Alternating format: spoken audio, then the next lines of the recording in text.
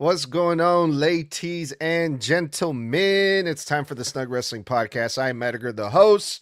Happy Friday, everybody. We are going to review Friday Night SmackDown, the go-home show to Elimination Chamber. And, of course, like always, with me, the Snug crew, Mr. Blood, Tommy, and Toxic. You guys, we are less than 24 hours away, 1 day away from the Elimination Chamber. And unlike Monday Night Raw, I think it is safe to say that this episode of SmackDown felt like a go-home show a little bit more than Monday Night Raw. Not fully, because there was a lot of filler stuff on this episode of SmackDown, if I'm being honest. However, one of the things that really stood out to me about the show was it seemed like a little bit more exciting, and I think a lot of that has to do with all the changes that have been reported since the Bronson Reed injury. But we'll get into all of the details, all the nitty-gritty of this episode of Friday Night SmackDown. How we feeling tonight, fellas? Feeling like I can't believe I'm about to fucking say this, man, but Monday Night Raw, take notes. This is how you're supposed to do, in some part, a fucking go-home show. Can't believe I'm actually saying it. Monday didn't feel like a go-home show at all. It felt like 2 or 3 segments at max on a 2.5-hour show had any effect, bearing, or consequence for this weekend, and that's because there was 2 qualifying matches for Chamber. And then there was CM Punk and the Finn promo. That was like it. And then, hey, they sent me this fucking crate again. But when it comes down to it, Friday tonight actually felt like the majority of the stories circulating around Elimination Chamber had segments attached to them tonight. The crate, the stuff about Jay we're going to get into, the main event, the in-ring segment with all the guys in the chamber. Like, there was actually real substance tonight for tomorrow. And I never thought I'd say this, considering SmackDown has not done a goddamn thing to justify a 3-hour fucking show for the last several months. And if you ask me, they never will justify a 3-hour show until they're actually regularly beating Raw again, like the good old days. But when it comes down to it, I can't believe I'm going to say this, and I think this is the first time I've said this in a long time. SmackDown was better than Raw this week. Yeah, no, I have to agree, because to me, Raw didn't feel like a go-home show, but it did at some point. But SmackDown just did better this week, which rarely never happens unless it's like a huge big deal kind of thing, which I don't really know. But I enjoyed SmackDown, but they just got to do something about the 3 hours, because I can't sit through 3 hours of fucking SmackDown. Especially with my attention span, I just can't focus on one thing for 3 hours. I mean, I was in town whenever SmackDown started, in Walmart, in the Lego aisle looking, because, yeah, fuck you. And it lasted until I got home. So I really want them to go back to 2 during the summer. But I enjoyed the show tonight. I did also enjoy the show. Overall, this one actually felt like a go-home show compared to Monday, because like Blood said, there was like 2 damn segments for that. But it also dragged like all hell tonight as well. Oh, great. Here we go with the bullshit. Let me write this down. Tommy fucked up at minute 4. Can you hear me? Yes, go ahead. Yes. Can I be heard? Yes. Yeah, we're telling you yes. God fucking damn it, Toby. Great. Well, Better mark this one down. Yeah. I guess we're going to get started because, okay.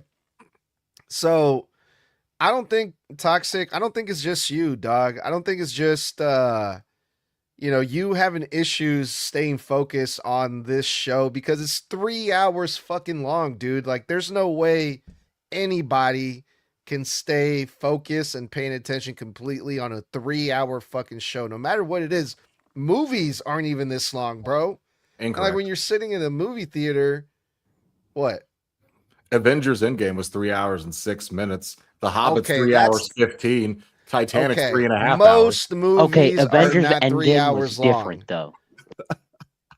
Most movies are 2 hours long, and even then, 2 hours to sit in a fucking movie theater in front of a screen, it's a lot, bro. It's a task. It's hard to do. Unless you absolutely love it, some people would be able to sit through the 3 hour Avengers thing because they love it, right? It's nonstop action.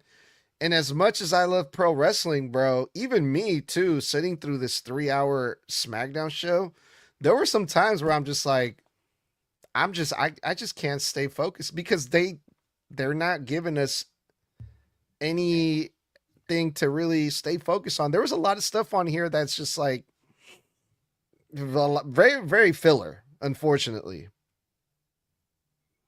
Yeah, I mean, do you remember 7-hour WrestleManias when Vince was still in charge? Before we had split the two nights, I specifically remember WrestleMania of 20, God, I think it was 18. WrestleMania of 2018 was 7 hours long. 7 hours. That I mean, that was the same Mania that, God, it was like Alexa Bliss, I think, versus Nia Jax, and a Charlotte Flair versus Asuka, Shinsuke versus goddamn AJ Styles. 7 hours. And now that they've split insane. now that they've split it into two nights, you're talking about 8 to 10 hours, but at least across 2 fucking days. But still, like, this show, yeah, there was substance.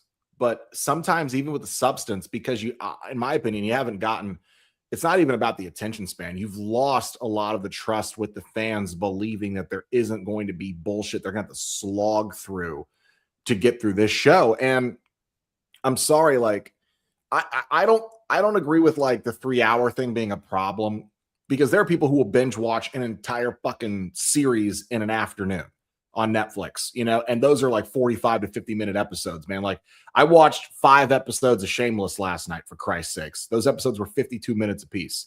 It can be done, but the difference is it was entertaining consistently. And that's not every week you do that. No, I mean, and that's the thing. Like with Raw, I mean, at least Raw had the decency to drop half an hour. Very rarely do they cross that 2.5 hour mark. Very rarely. Like last Monday was an exception because they let AJ go for 15 minutes, which he had earned. But when you're talking about 3 hours, like let's say fucking half an hour's worth of it is just commercial and ads. You got another half hour put together of backstage segments or talking or promos. And then you've only got like 4 matches, maybe 5 sprinkled in to the next hour and a half. And it's a lot of, and then another 20 to 30 minutes of the entire show is a collection of entrances.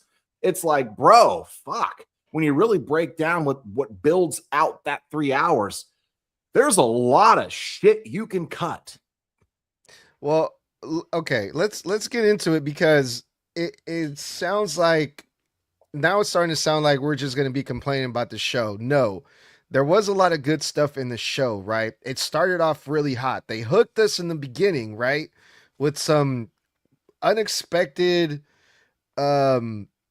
shenanigans. Like, we didn't know what was going on, right? Because Jey Uso was being stretchered out, and it started off really good, right? But at some point, it just started going downhill again, and then we went back up, and then the main event, it started off really good and it ended really good, but there's a lot of stuff in between that was kind of like, But we started off Jey Uso being stretched out in an ambulance, right? And right away, it's like, holy shit, what the fuck? What's happening?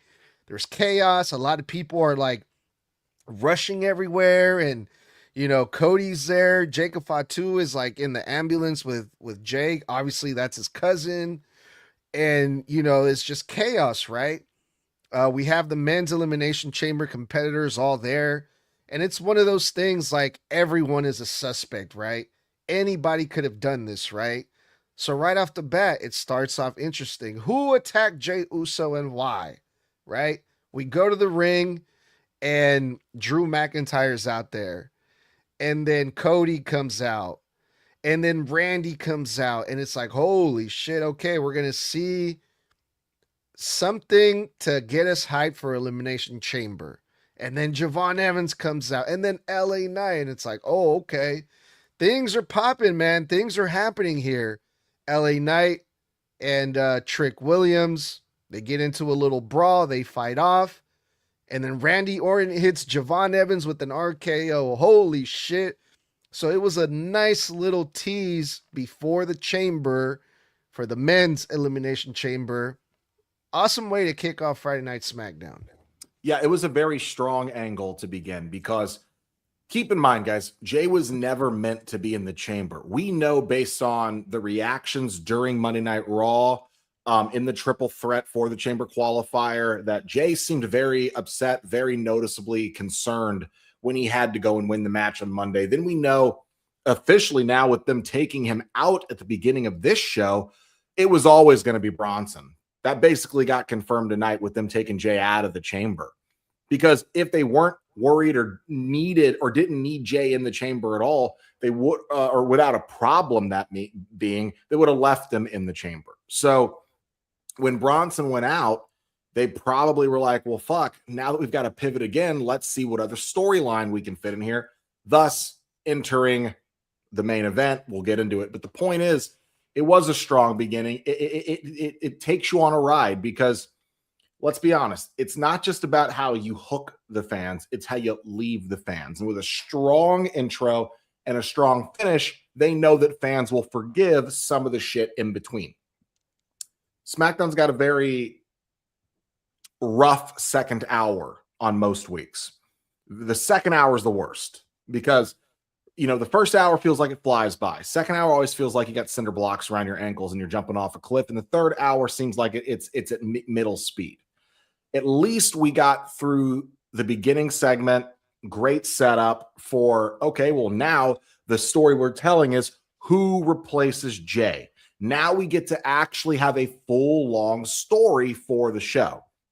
Then we get all the actual competitors who are officially locked in tomorrow, interacting with each other, exchanging dialogue, talking about the problems they have with each other, the stories. Javon Evans calling back to Trick. Hey, you and I got history. Then you've got the setup with LA Knight, which could be a feud with Trick later, decking him in the face. You know, the Randy Cody stuff being the most interesting. They respect each other. They're like brothers, but they don't want to hurt each other, but they know they'll do whatever it takes to win this match tomorrow. This could also be plotting Easter eggs on their feud coming down the road, hopefully sometime this year. So there's a lot of stuff to sink your teeth into, even at a surface level. It's just a shame that when you start so strong with a show, man, it's one of those I'd hate to have to follow that scenarios. And that's what a lot of this show started to feel like. Okay, listen, I get that Jey wasn't supposed to ever be in, but I'm still fucking pissed. Because, I mean, he's my favorite, and I mean, it's just it's bullshit that they do this in general. I mean, yes, it's not anyone's fault that Bronson got injured, which, yes, I am fully aware that Bronson was originally supposed to be in, but it's just, I don't know. To me, it's just a little bit bullshit. But other than that, I liked the opener. The opener was actually one of my favorite things. I mean, just Javon smacking Trick on the back of the head, saying you're a dumbass, basically. And then LA Knight. Oh my God.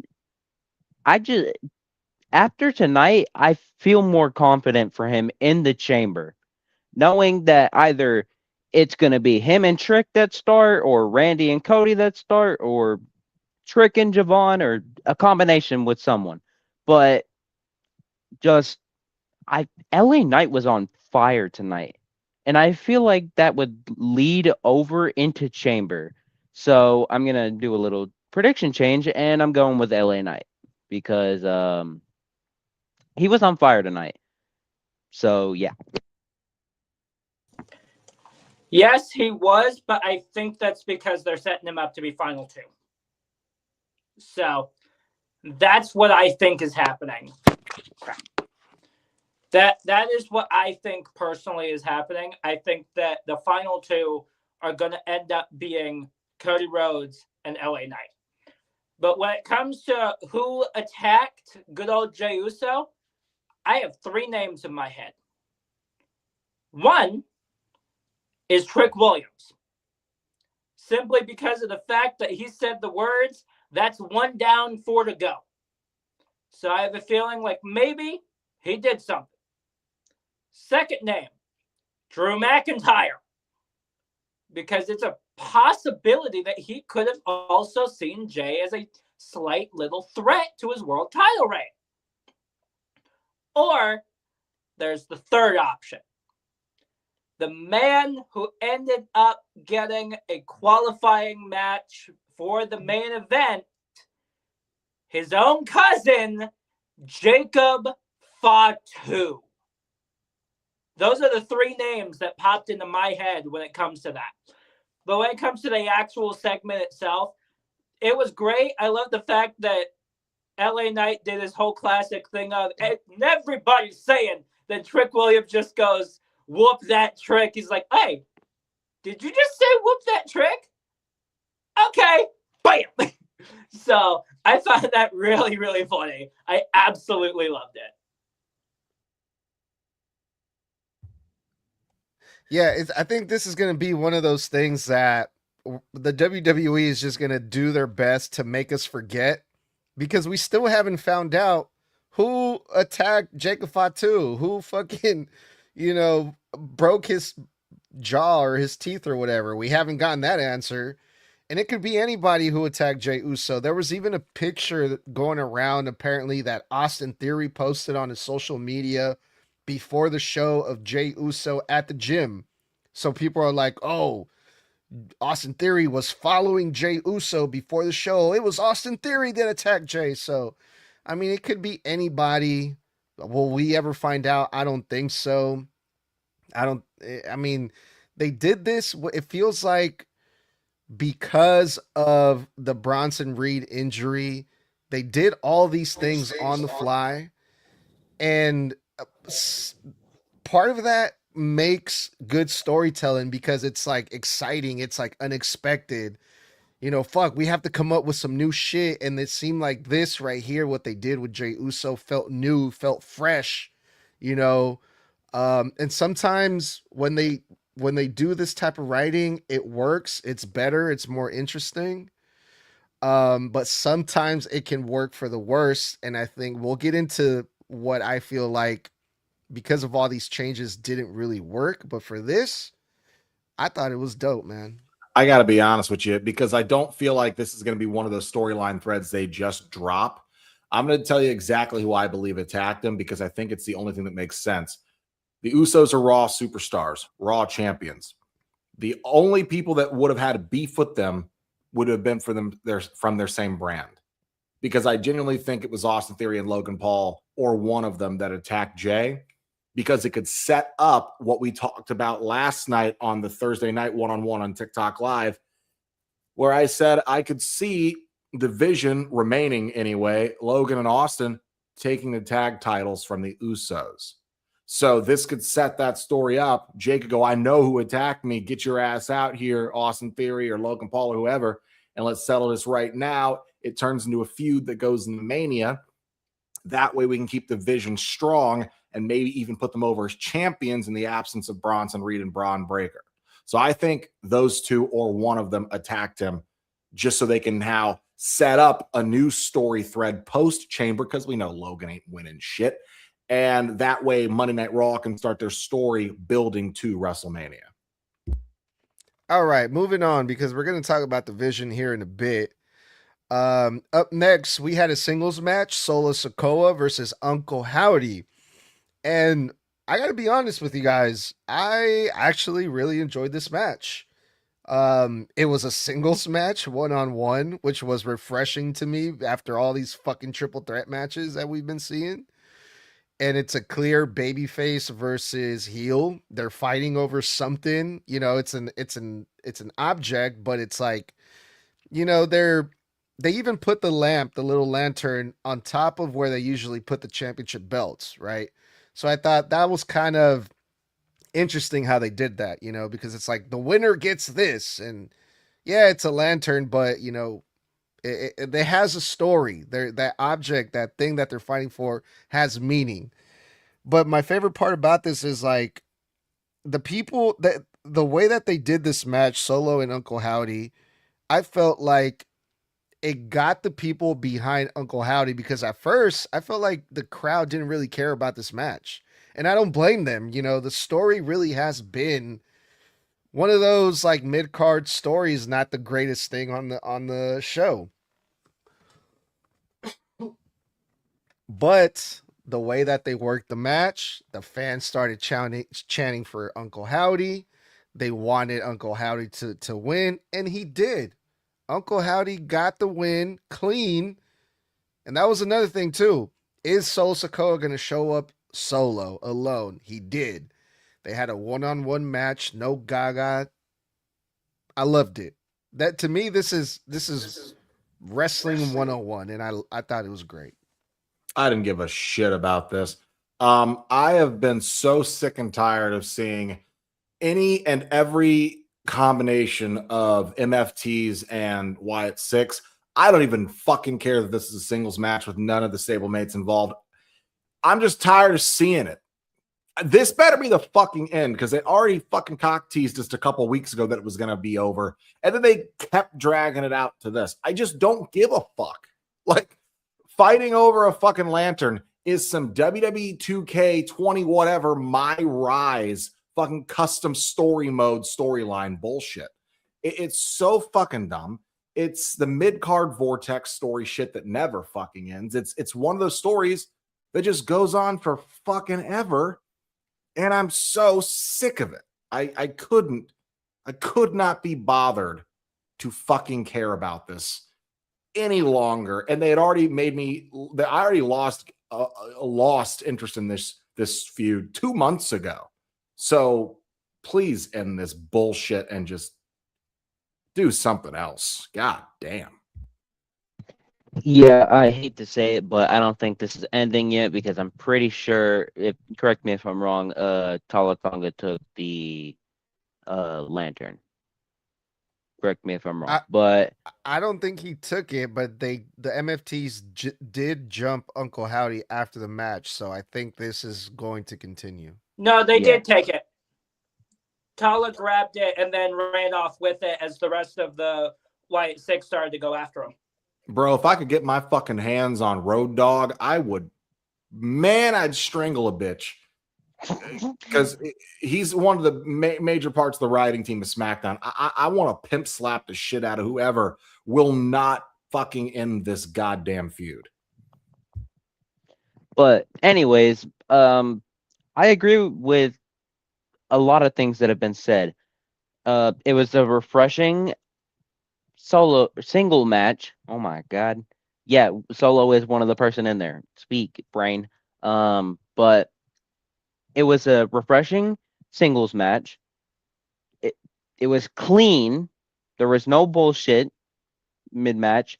And I did like the match, but however, it's just one of those things that you get tired of and you just don't give a shit anymore.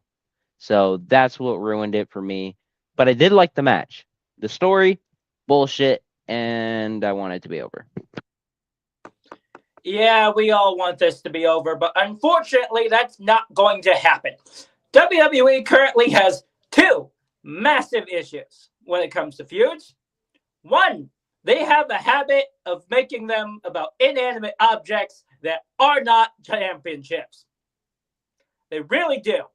The bracelet, the mask, this goddamn lantern. That is a massive thing. The New Day's fucking sombrero. Yeah. The point still stands over fucking inanimate objects that are not championships.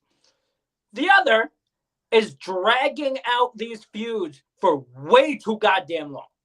They really do. One of the biggest points as of recently that I can easily point out is Aleister Black and Damian Priest. That 6-month-long feud. And now we've got this going almost just as long. So, please end this feud. Please, just finally have a match where the Wyatt Six get back their lantern and end it. Since we all know that's exactly how this is going to end, because it's exactly how all the others ended, which is, hey, look, you have your item back. You no longer fight with them. So please end this.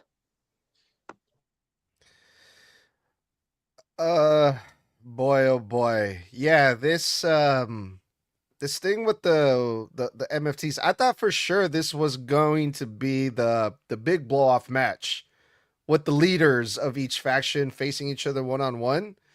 But later on we saw the announcement by Nick Aldis that next week they are going to determine a number one contender for the MFTs to defend the tag team champions, because they haven't defended the tag team champions in quite some time. So we'll see what happens with the MFTs next week. There was a couple backstage segments that had to do with the story around Jey Uso after this match. The Vision showed up on SmackDown. Oddly enough, the Vision is from Raw. What the hell are they doing on SmackDown? But I thought this is great because we don't have to wait until Monday Night Raw to figure out what's going to happen with the Vision. Holy shit, Austin Theory and Logan Paul are on SmackDown. What the fuck are they going to do with them, right? And Logan Paul calls his shot for the Elimination Chamber. And now that Jey Uso is out, Logan Paul wants in. And Austin Theory's there, Paul Heyman's there. And they're all in agreement. Yes, Logan Paul, give him let him take the spot. Let him be in the chamber. And then we have a second video package right after that with Jacob Fatu wanting the same thing as Logan Paul. An opportunity. Jacob Fatu should be in the Elimination Chamber in this year of 2026. So we're starting to see where this is going. Nick Aldis tells both of them, let me make some phone calls. And later on in the show, this was the main event, how it was set up. Jacob Fatu and Logan Paul both want the same thing, a shot at the chamber. And that's how they set up the main event for this episode of SmackDown. Thoughts on these backstage segments, if any, fellas? Not a lot of thoughts other than, yeah, makes sense. You got to course correct with Bronson. Only way to keep the Vision fresh is by giving them opportunities that keep them in the minds of the fans as much as possible, especially in big moments and big opportunities. Again, as I said prior, this is, to me, is what makes the most sense to set up the Vision with the Usos. If in fact it's revealed that the Vision are the ones that attacked Jey, I think it's perfect to get them in that spotlight so they can run Austin and Logan as a tag team, so we can get them to Mania, still keep the Vision strong in a championship match on the biggest stage of them all against two future Hall of Famers. Writes itself. That being said, should have been Austin who got this opportunity. Logan gets plenty of fucking opportunities. Logan gets plenty of spotlight. Austin Theory came back, and I feel like he has not had a single moment to stand out and shine. And if you ask me, this was the right time to put more focus on Austin Theory individually. Logan doesn't need more focus. Logan's been in high-profile matches with Roman Reigns and John Cena and Seth Rollins and all these other people, and he's been a champion. He's gotten to go to WrestleMania in bigger spots. He was one of the headlining matches of SummerSlam last year. So when I look at it, I'm just like, bro, Austin needs this way fucking more. I don't care about Logan's mainstream fucking appeal. Wrestling fans care about wrestling appeal. And so when it comes down to it, I think Austin made more sense in this spot. But other than that, if it keeps the Vision strong, okay. Yeah, I agree. It should have been Austin, but I understand why it wasn't Austin, because he already had a shot to qualify against LA Knight and Penta. So that would have been giving him another chance, and Logan didn't get a chance. So, I mean, it made sense in the end, now that I actually thought about it, but no thoughts other than that. Yeah, it does make sense, but at the same time, I don't like it because everything that Blood said is absolutely true. Austin Theory still has yet to fully show off since his return, since his reveal of him being the first masked man. And then you've got what in the world happened in the fucking main event, but we'll get to that. But still, I feel like Austin Theory, yes, he had his shot to qualify. But again, he got screwed over by the masked man during that triple threat. So that's the biggest thing. And it absolutely should have been Austin Theory in that main event instead of Logan Paul. He's already a tag team champion and a United States champion. He's held 2 different titles now, Logan Paul has. So I feel like they need to show off Austin Theory more since he literally just came back. I got something to add here really quick. I got a feeling on how the men's chamber is going to end. Hear me out. I think it's going to be final 2, Cody and Logan. I think if Logan gets this close to winning for some reason or other, and then I think the masked man comes up through the floor grates and then fucking attacks or stomps Logan, and then Cody gets the win. And then maybe we finally get the reveal of the other masked man tomorrow night. We got the reveal of the masked man, but we'll talk about that later on in the main event because I got a lot to say about that. But and that might change your opinion, Mr. Blood, on what you just said, because holy shit. But the reason I want to talk about these backstage segments, the way they set up the main event, because I don't know if you guys noticed this. Maybe I'm thinking too much into it, but there was a moment where I was thinking the same thing. It should be Austin Theory. It should be Austin Theory. While I was thinking this, Austin Theory was nodding his head at everything that Logan Paul was saying. Paul Heyman was there. Nick Aldis was there. And then when everyone walked away, Austin Theory stayed in the picture by himself, and he said something that I thought was really interesting. I don't like that guy. Right after Logan Paul got done talking, but he could have been talking about Nick Aldis, right? But also, I took it as, is he talking about Logan Paul or is he talking about Nick Aldis? So it's like one of those things, like this little, I felt like it was like a little Easter egg that Austin Theory threw in there for us. Like, was he really talking about Nick Aldis, you know? So I thought that was interesting. I don't know. That might be something that we got to look out for later on in the future. Who knows? Maybe. All right, you guys. This is when the show started going downhill for me, because this is a serious case of false advertisement, and I call bullshit on this. The match that was advertised was Asuka versus Tiffany Stratton. And I thought, cool, we're going to get a little teaser of the Elimination Chamber for the women's chamber, right? Both of these women are in the chamber. Yeah, it's cool. Let them have a little one-on-one. It's Asuka. It's Tiffany Stratton. But then Asuka came out and was like, no, I'm not about to have a match the night before the chamber. I'm going to rest. Tiffany Stratton, you can wrestle Kairi Sane. And I'm like, oh, hail to the nah. Nah, bro. I'm not going to fucking sit through this. Ugh. I'm sorry, dog. So they had a match. Tiffany Stratton won. And who gives a shit is how I was feeling. I mean, card subject to change, brother. Can't be false advertising when you tell everybody that ahead of time, which they do. False advertisement. But false advertising actually requires a promise being made, and card subject to change, make sure that it isn't a promise. But when it comes down to it, you're right, man. Sitting through a Tiffany Stratton match, oh my fucking God. When it came down to it, I like to mention the fact that Tiffany Stratton got her ass kicked for a lot of this match. This is a former women's champion, and Kairi was putting work in. End of the day, match was what it was. Love that Kyrie looked great. I don't fucking care for Tiffany Stratton at all in the ring. I didn't give a shit about her title reign. I thought it was a massive waste of 9 months in the women's division on SmackDown. Thought it was massively underperforming and very disappointing. She's extremely talented. What an incredible athlete, but she was not ready for that spot. And to me, she's only a catchphrase, and she comes off more as a heel than a face. So I don't buy her in any baby face position whatsoever.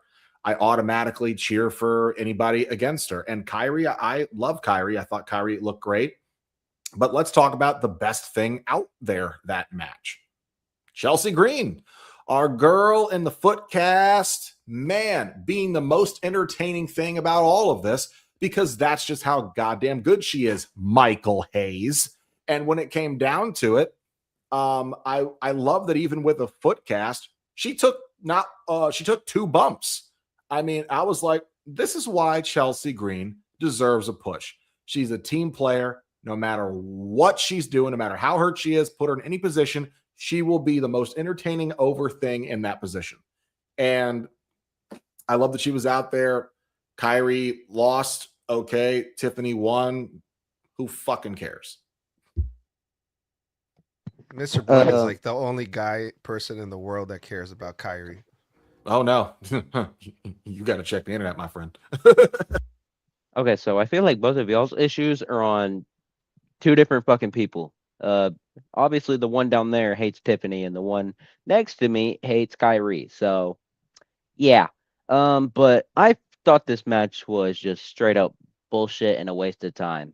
I mean, the match was good, but just why couldn't you put LA Knight versus Trick Williams in this spot? I would have rather seen that, because they actually had something going in the opener. So why couldn't they, hey, go to the locker room, get your gear on, beat the shit out of each other? I mean, I would have just... I'll tell you why. Because on a 3-hour show, they have to justify... They can't justify only 2 women's matches on a 3-hour show. The fans, they won't hear the end of it online. Yeah. But, I mean, that's just my personal opinion, that I would have rather seen LA Knight versus Trick Williams on this instead of Kyrie and Tiffany. I mean, it was just boring, including the massive shit show that was at ringside. And I'm not talking about Wade Barrett. I'm talking about whatever the fuck her name is, Chelsea Green. I get what you're saying. Sorry, Tommy. Let me jump in here real quick. I get what you're saying, Tox. But if you have LA Knight versus Javon Evans, I don't think you can beat, Trick Williams. Both of those guys are in the chamber, and you can't beat one or the other because they're both going to be in the chamber, right? And I think that's why they did what they did here with Asuka and Tiffany Stratton, because like both of these women are going to be in the chamber. If one gets beat the night before, it's kind of like, well, there goes their momentum, you know. And this way, they beat Kyrie Sane. She's not going to be in the chamber. So I think that's probably why they did what they did, you know. But that argument also goes out the window when you realize that who lost in the women's tag title match tonight? Who got pinned tonight? Who's in the chamber tomorrow? I don't know. We're not there yet, Blood. Well, she's a goth muscle mommy, and everybody loves her. So that no argument one cares, dog. We will get there. Right now, that's non-existent. I'm just saying something else that happened on this show completely negates that point. Go ahead, Tommy.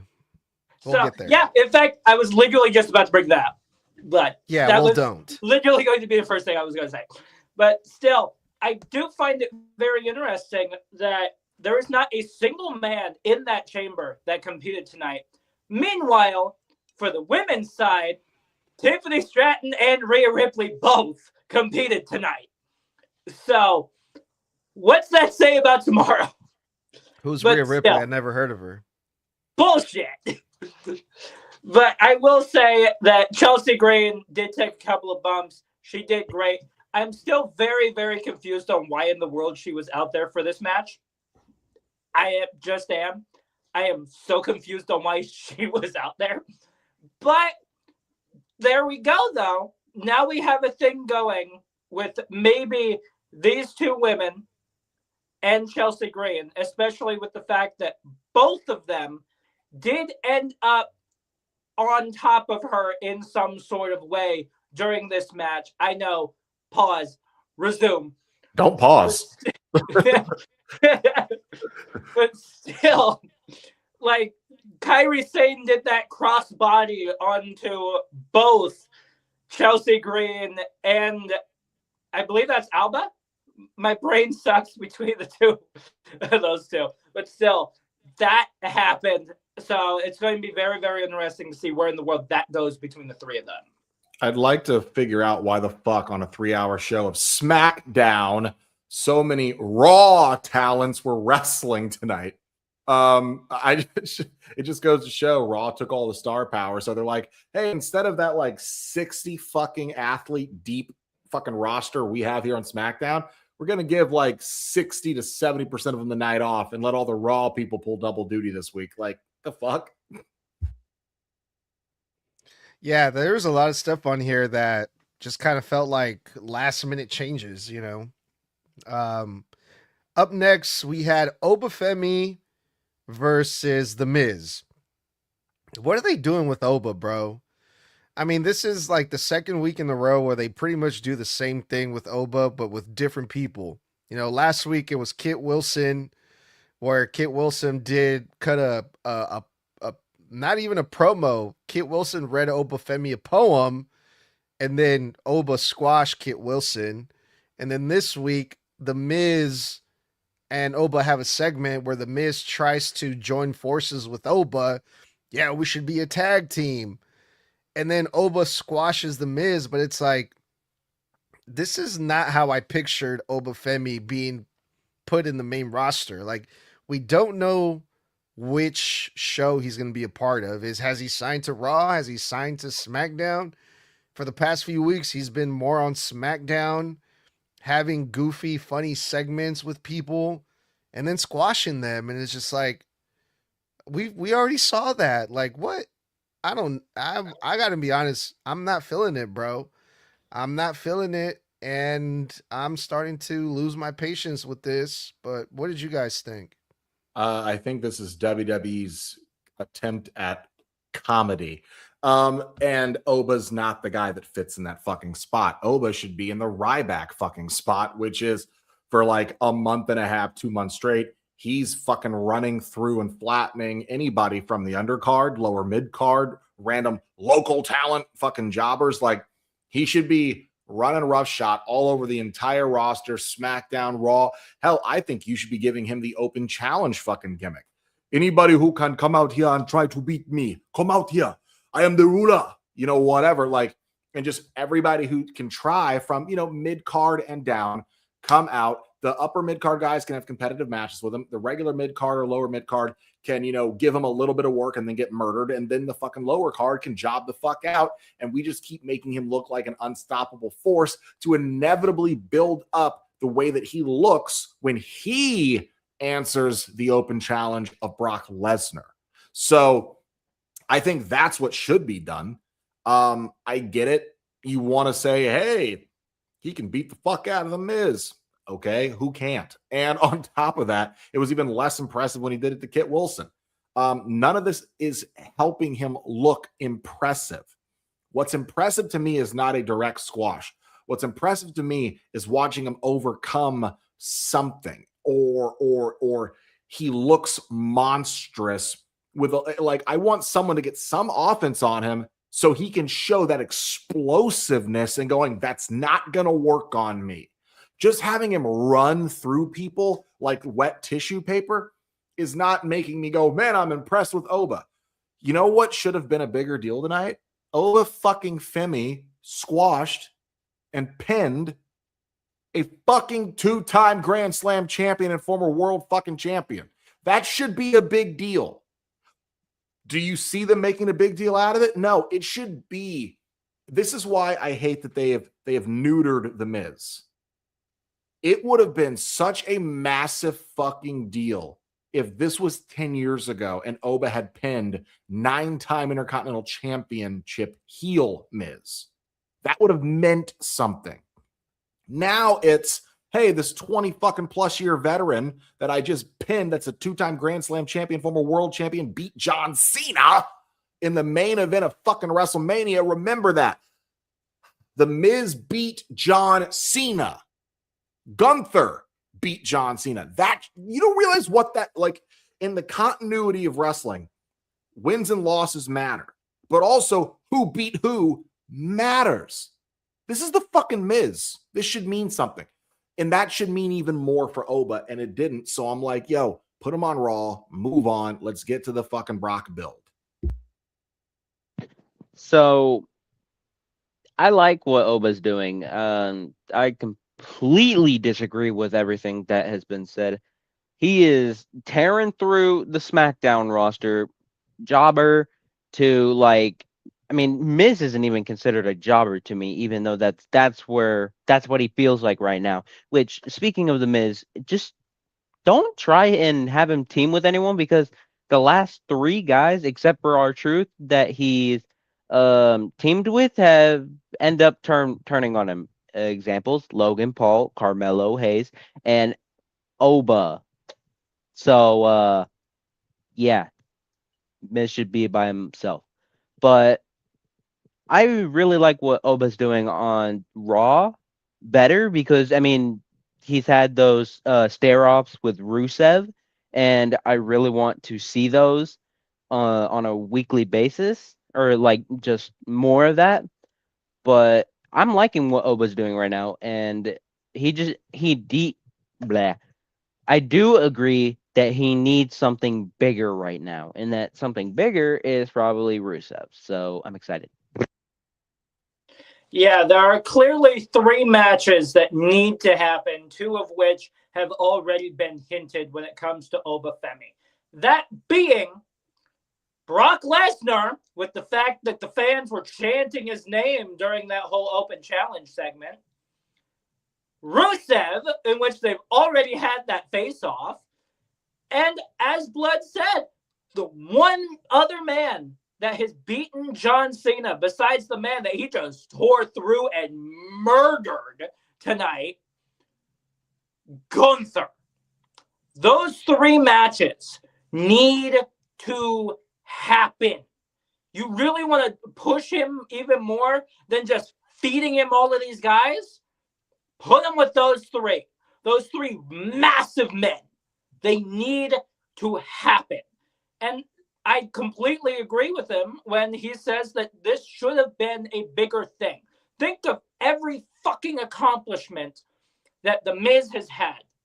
Double Grand Slam champion, former WrestleMania main eventer, beat John Cena in the main event of WrestleMania.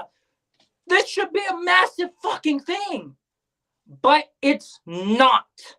Unfortunately, it's not, because they have cut off the tiny balls off of The Miz, and they have yet to put them back on. That's the biggest problem here, is the fact that beating The Miz at this point is not impressive anymore, as it would have been before. It absolutely, like say 3-4 years ago, would have been absolutely impressive that you beat The Miz. But now, it's not. And plus, the majority of this match wasn't even a match. It was a fucking promo.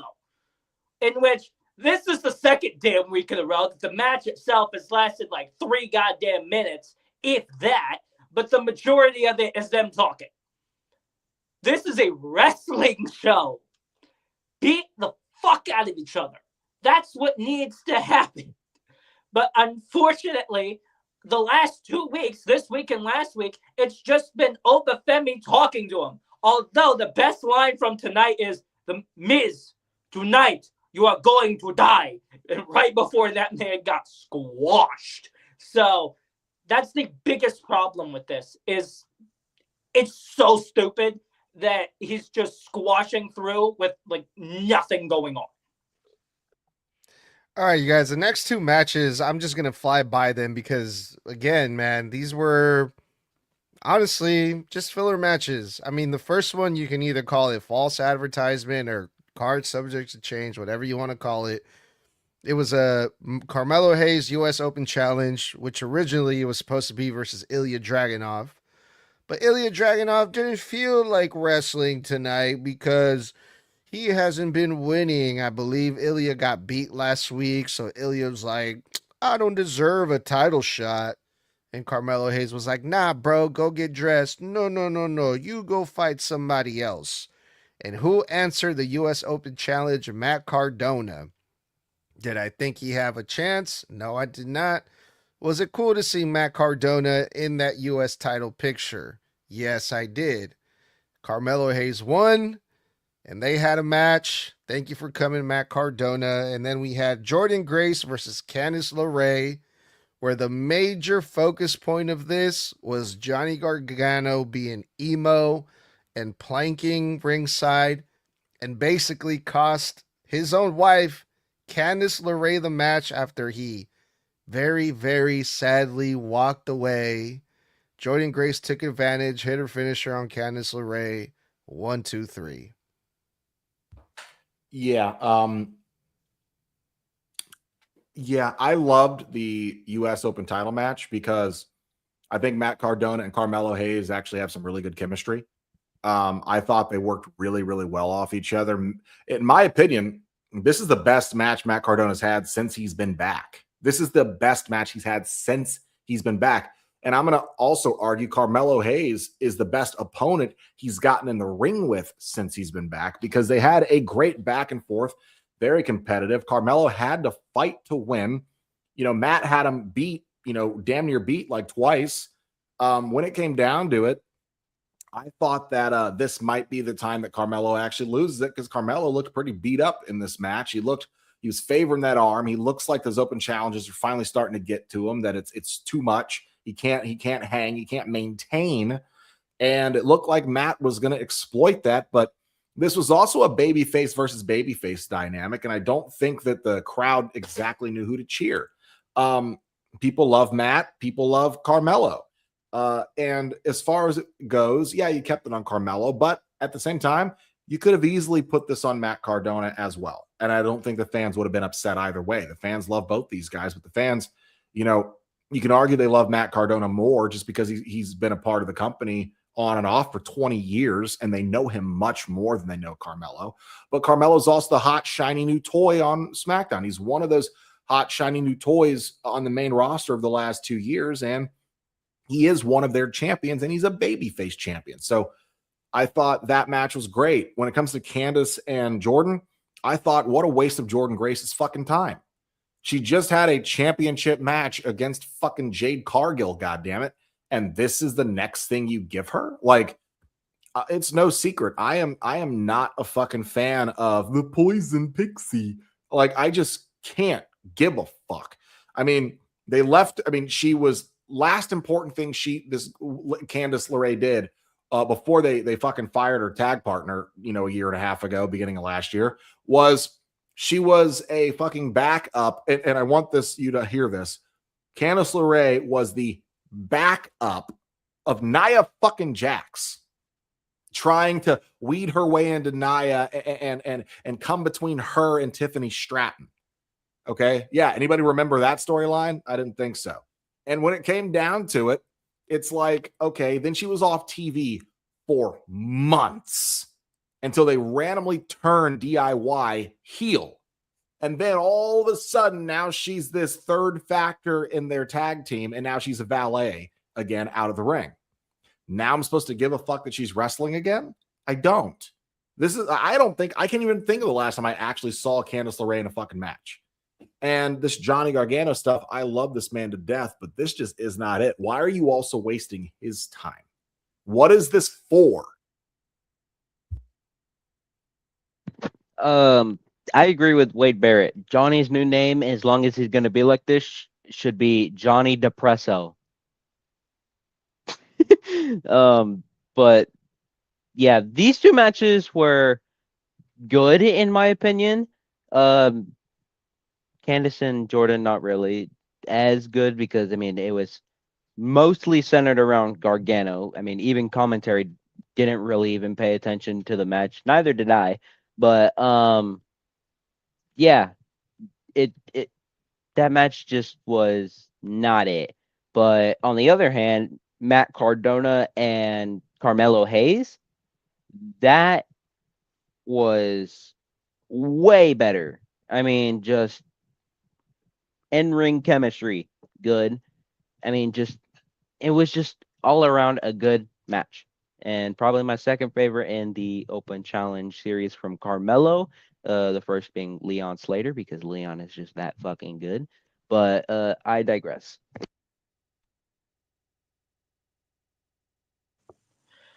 Okay, so Carmelo Hayes, great. I'm telling you right now, there's not a single bad match I can name involving Carmelo Hayes.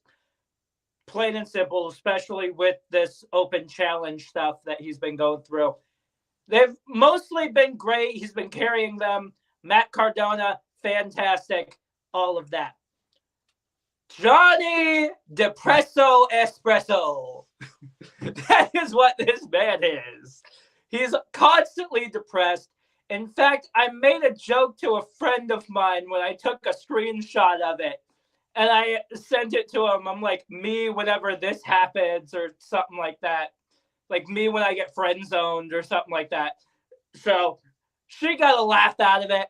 So did I. That, I hate it. I absolutely hated Candice LeRae versus Jordynne Grace. I despised it because it sucked ass. It was boring as all hell. Like my brain, I have ADHD. I said that when we did the NXT review. So my brain was off in a different fucking dimension during Jordynne Grace versus Candice LeRae. You know why I didn't like that match? It just fucking hit me. Candice LeRae versus Jordynne Grace. It legitimately reminded me of the Divas era in a very bad way. One talent who's, the kind of buffer, powerhouse of the women's division versus the rando undercard. And then it's a story surrounding a man in the women's division. And the crowd did not give a fuck. This was so heatless. Such a quick match. No fanfare, good or bad. It reminded me of like a 2011, 2012 Divas era, fucking random middle of the show match. It had go away heat with me. Yeah, and the whole reason Johnny Gargano is even like this is because he lost the mask of Axiom, who Gargano stole the mask from him. Then they stole it back from Johnny Gargano, and that's why he's upset. So it's like, what the? It's a grown man, by the way. This is a grown man, by the way. Like, no, well, I would say semi-grown. I mean, like, legitimately, like, he's 5 feet tall. There are dumber fucking stories, sure, but at one point, this was the most popular wrestler in the world on the independent scene. I don't know. He was at the one point where he was the hottest prospect in the indies. This is what they've relegated him to. He was the face of fucking black and gold NXT, for Christ's sakes.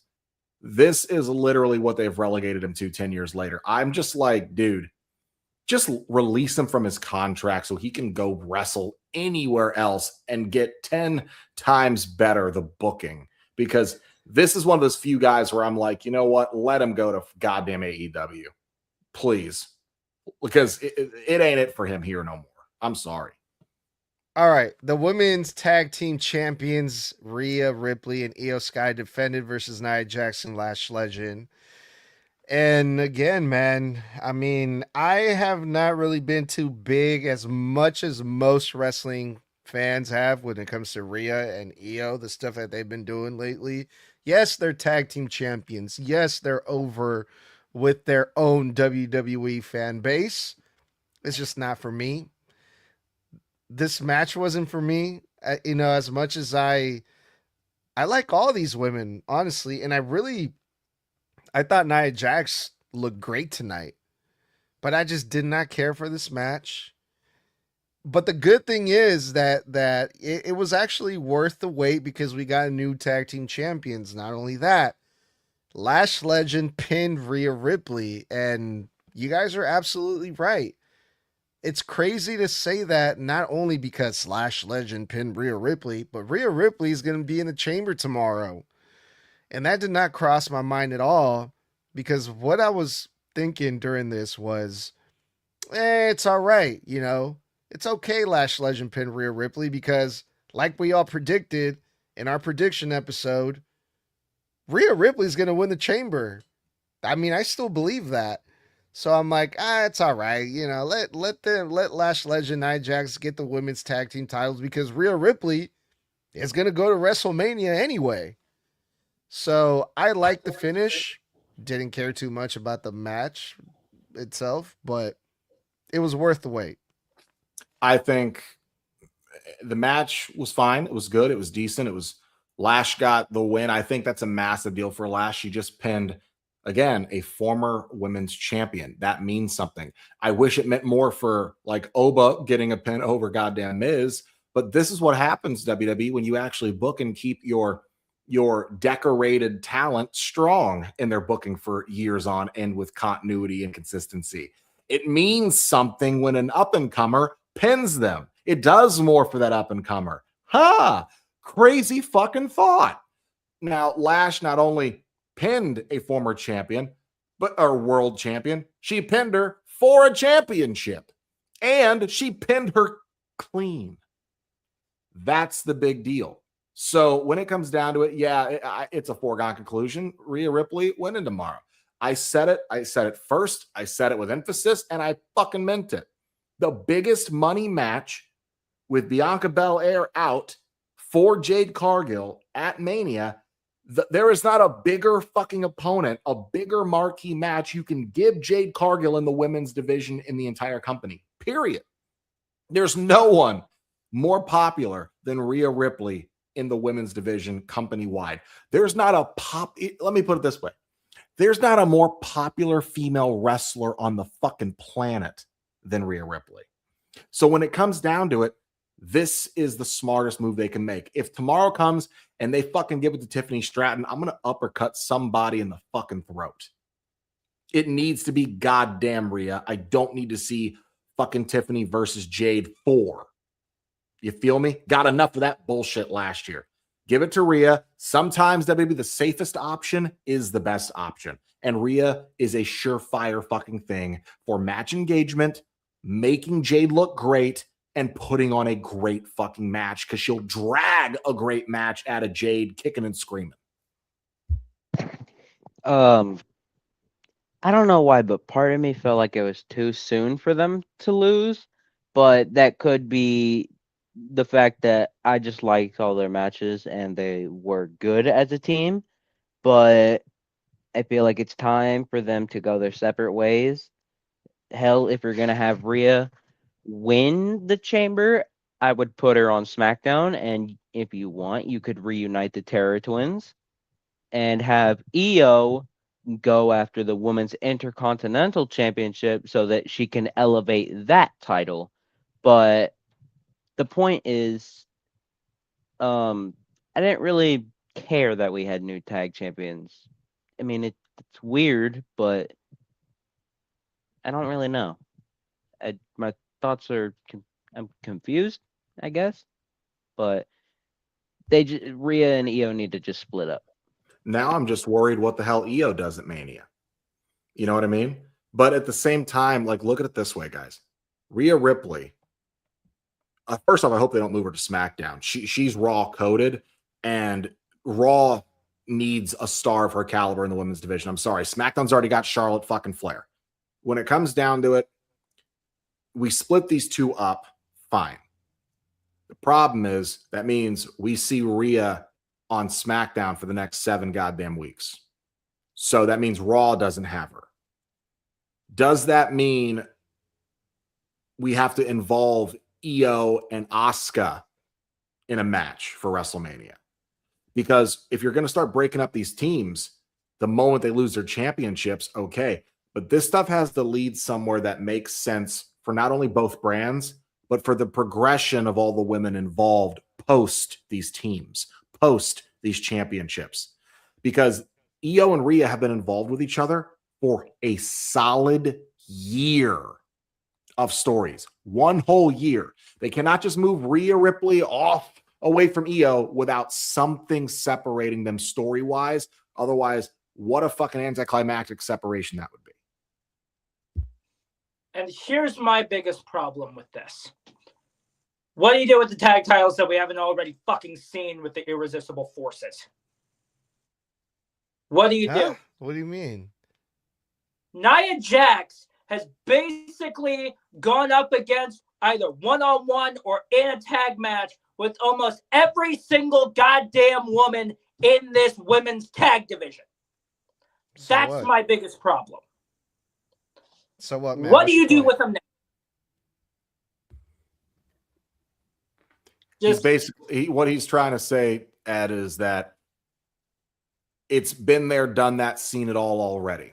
So what is going to be fresh for Nia Jax and Lash Legend in the women's division? Because they've gone up against every woman's team in every combination and one-on-one action tag team, whatever, for the last 6 months is what he's trying to say. It's going to be boring. How do you freshen it up? And I have 2 words for you, even though I'd rather swallow broken glass and chase it with broken nails.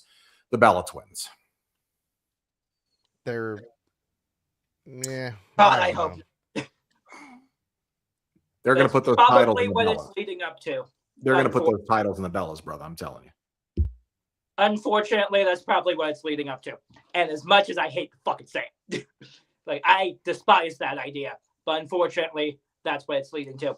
But that's my biggest thing. Besides, you just pinned one of the women in the goddamn chamber. Like, yes, she's in there. She's most likely going to win the chamber. But again, you just pinned a woman in the goddamn Elimination Chamber less than 24 hours before she's in it. And you gave her a massive beating while doing so. That's a massive issue. Not really, brother. If anybody can eat one pin and still be beloved and it not slow her momentum down at all, it's Rhea. Especially, it doesn't kill her momentum, brother. If she gets pinned one night, but then literally wins a shot to the WrestleMania the next night, her momentum doesn't get halted from a 24-hour period from one loss. It's 24 hours. She wins tomorrow. No one's going to even remember this fucking loss in a month. But what if this is an out for Rhea Ripley not winning the chamber? She just had a massive title match the night before. She's beat up. And I mean, we don't know what entry she's going to be. She could be number 6. She'd be the last woman out, which would suck for everybody in there because you better run like fucking hell if she's the freshest person in the match. But when it comes down to it, like, nothing they do can hurt Rhea. But any bad decision they make with who they put Jade up against that isn't Rhea does hurt Jade. It does hurt that championship. It hurts WrestleMania's headlining. There is no woman in that match that is going to stack up to the match of Rhea and Jade. So I don't care if she lost tonight. I don't care if she lost clean tonight. If you don't put Rhea Ripley up against Jade Cargill, none of those other matches will be half as good or half as big or half as important or half as cared about. You want people to give a fuck about Jade's title reign when most fans don't? You need to put her up against someone the fans give every fuck about, and that's Rhea Ripley. Tommy, anything else you want to add before we move on to the main event? Nope. Let's talk about that sucker.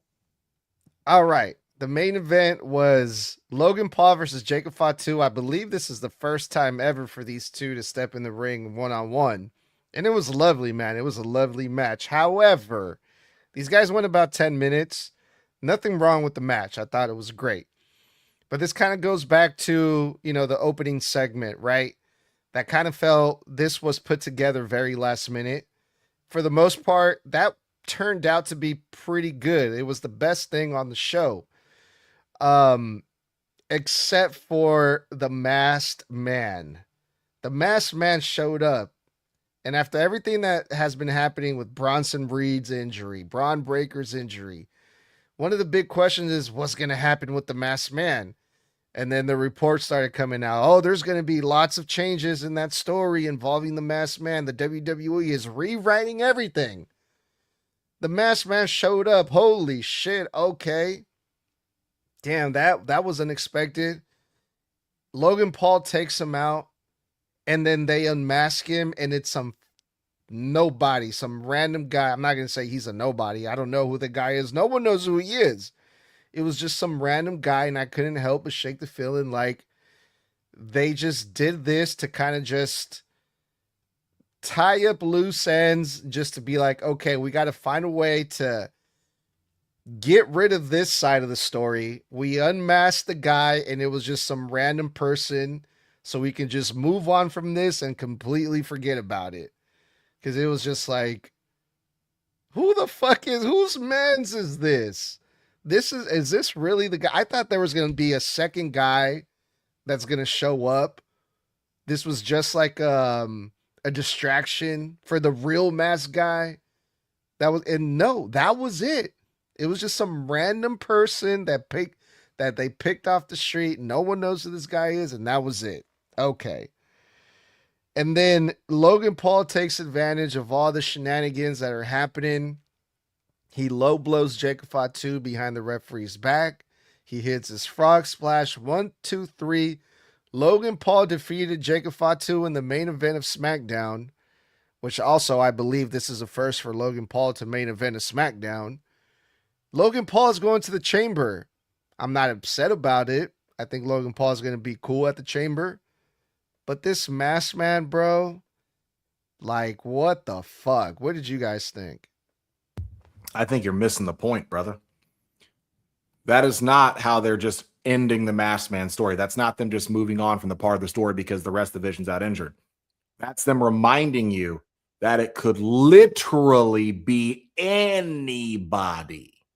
The point is that whoever the real Masked Man is enlisted this guy to go out there and throw them off even further, throw them off their game, so he can actually appear later and screw them over. They're going to think the Masked Man's all said and done. They're going to think, oh, we finally unmasked the guy. They're going to think, who the hell is this? But really, the Masked Man is just playing mind games. Some random trainee with WWE, some producer, backstage hand, or some guy who's a local talent wrestler. And that's what it really is. It's not over. This is not them throwing the story away. This is them reminding you that they haven't forgotten that part of the story is still an unknown factor in Chamber and on the way to WrestleMania and potentially at WrestleMania itself if they don't unmask the real Masked Man tomorrow in some angle during the Chamber itself.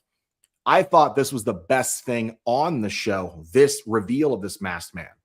I love when WWE goes, you think you know what we're doing?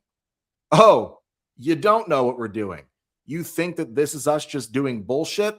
Oh, there's a bigger angle because they successfully did what they wanted. Snug, they aggravated you. They pissed you off. They annoyed you. They made you think that what a bullshit way to finish this off. That's the point. To get you thinking so much about that, you're going to miss it when the real Masked Man shows up. And you're going to go, oh, that was the plan the whole time. Because it was. They wouldn't put some random motherfucker out there on SmackDown if they didn't plan on him being a red herring for the real guy later. They successful, and it means they did a good job at doing that with that guy because it worked. It worked on you. So if it worked on you, how many other fans did it work on? You see what I'm saying? Probably a few thousand, which is exactly what they want for tomorrow night leading into WrestleMania.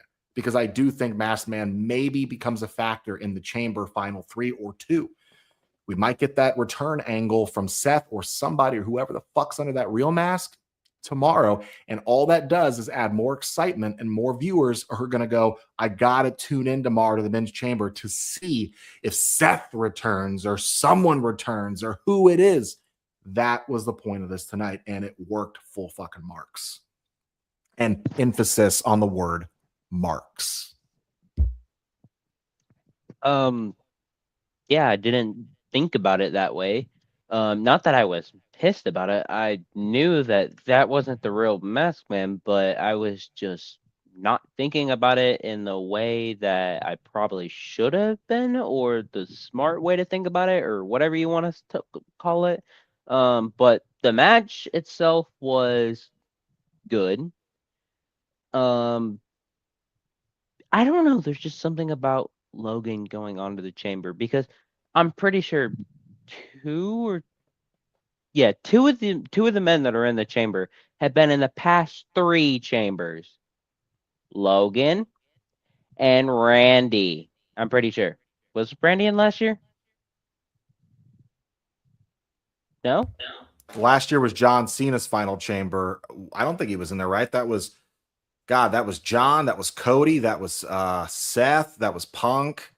I don't think Randy was in that one. Oh no. He returned at Elimination Chamber. Okay.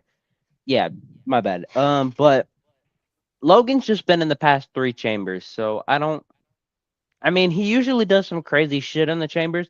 I mean, the one in Australia, he got his ass kicked by Kevin Owens. Last year he did something. I don't remember last year's chamber a lot other than Cena turning heel and Randy returning. Actually, no, I don't remember that because I just thought he was in the chamber. But I don't know. There's something weird about Logan winning and going on when there's clearly a bigger story with Jacob and Drew that you could rather tell if Jacob wins the chamber, which he won't be doing because bum ass Logan Paul is in there. And that's exactly what I was thinking, Tox. The moment this match was even announced earlier, my initial thought was, oh, Jacob Fatu is going to murder Logan Paul simply because of the fact that Cody Rhodes is in there. They have problems, which means maybe Cody's not winning the chamber. And then they gave it to Logan Paul because of Drew McIntyre hitting Jacob Fatu with the goddamn title. God, that is so dumb to me. But at the same time, it proves that the entire plan was to always have somebody from the Vision inside of the Elimination Chamber. And so the Vision can have that representation there. So Logan's going to be in there. He's either going to be final three or final two. I can almost promise you the first three names that pop into my head for the final three are Cody, LA Knight, and Logan at the current moment. So that's probably what's going to happen. But still, that's going to be a massive thing. And everything he does, every match that he's in, he's got to have something go absolutely viral. One of the biggest things he did was back at the Royal Rumble, not this year, but back when Ricochet was still in WWE, that double clothesline up top midair type of thing. Or the Superman punch with Roman Reigns in Riyadh, Saudi Arabia. So he's got to have something that constantly goes viral. Him and Javon. So it's very interesting to see what in the world that's going to be for this year. Him and Javon are going to do something crazy tomorrow, and I'm excited to see it. Well, for all of our sakes, man, I hope that they actually give us some type of closure when it comes to this fucking mask, man, because I mean, just knowing WWE's history, like for example, the whole thing that happened with Jacob Fatu, and you know, we did this angle again with Jey Uso, who attacked. What did you guys say? This whole Scooby Doo shit that they do or whatever. We did it with Jade Cargill too last year. Yeah, so I'm like, man, if this is, I just have a bad feeling about this, but I hope you're right, Mr. Blood. But we'll see what happens. Luckily, we don't have to wait very long because the Elimination Chamber is less than 24 hours away. And we will be keeping a close eye on that. But for now, that was it for us tonight. That was the SmackDown review with the Snug Wrestling crew. We will be back again tomorrow night, right after Elimination Chamber, to go over all the fucking shenanigans of the PLE tomorrow. But let's get up out of here. Guys, that's going to wrap it up for this episode of Snug Wrestling. That is the February 27th, 2026 edition of SmackDown, reviewed and in the books. The go-home show of Elimination Chamber 2026, which is live tomorrow night.